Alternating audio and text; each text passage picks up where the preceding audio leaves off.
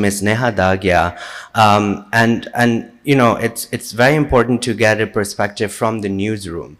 Dawn also does a regular fact check feature on their website and on the paper. So Neha, what's the newsroom reality? So how often do AI altered clips or images land in your pipeline? What's your verification bottleneck? For example, the time, the tools, the training, the access to resources. How are newsrooms grappling with this new reality? Thank you, Usama. I'm going to try to take my 3 minutes and not more. So there is AI-generated content, which is completely made from scratch. And then there is AI-altered content, which uses existing videos and images as a baseline, and then it enhances it or adds elements into it to create misleading content. It is often the small edits that change the meaning of whatever you're seeing. It could be altered audio or face swaps or reworked captions and so on. In the last 1 year, in the newsrooms, we've seen a spike in AI altered content. There's an iVerify report which says that they found 6-fold increase in AI generated claims, which itself is quite a lot.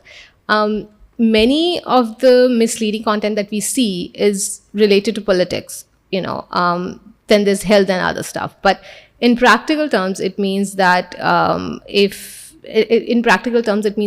generated content, AI generated and AI altered content is most frequently weaponized during, a major development. Like if there's an India-Pakistan war, or something related to, say, Imran Khan in prison, or, so on and so forth. When it's about institutions, it's about states or any major development.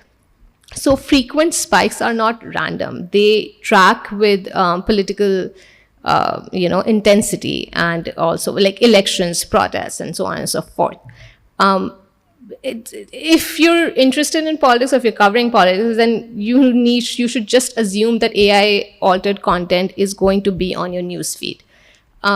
Most of the, I'm going to refer to the iVerify report again. Most of the content that they found was on Twitter and Facebook. But I personally believe that because we don't have access to WhatsApp data, I think WhatsApp is the breeding ground for misleading content. But there's no way that, we can have the numbers.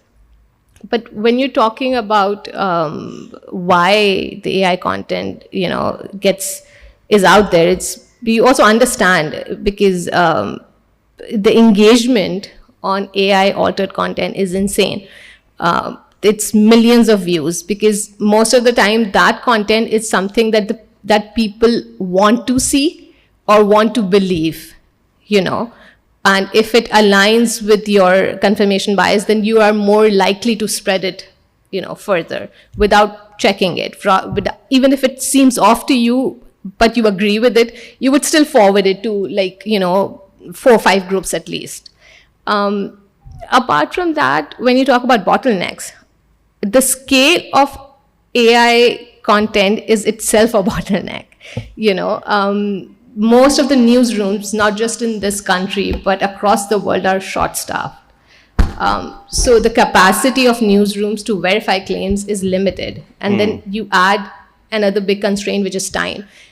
Verification takes time, but misinformation spreads instantly because, verification processes go editorial review, technical analysis, cross-checking sources. All of that take a minimum of maybe an hour or 2. But so not way longer than it takes to spread the content. Yes.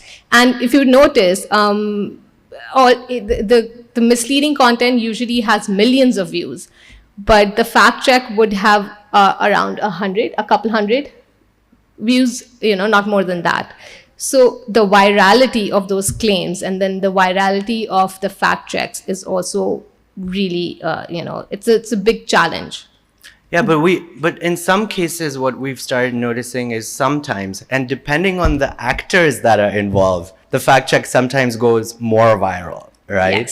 Yes, So you absolutely. have that ability to depending on who the news is about is also Absolutely, key. absolutely. And another bottleneck that we face is the language, because most of the tools that we use to detect, fake and false news are in English.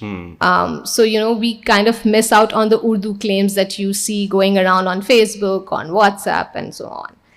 But the last point that I want to make is in the last 1 year, since we've seen the AI tech boom, we've also seen how real AI generated and AI altered content looks. Initially, we would look at something and be like, this looks off. Now we have to double check. Okay, a lot of times even like we miss out on things that are AI generated. Recently, Dawn has there's been AI generated impersonifications of Dawn website going around, and the last one was so real that it took me 2 glances to see ki, is it us, or is it actually like AI generated?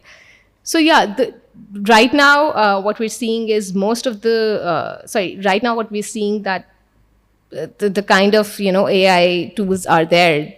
It's just they're designed to make content look so credible.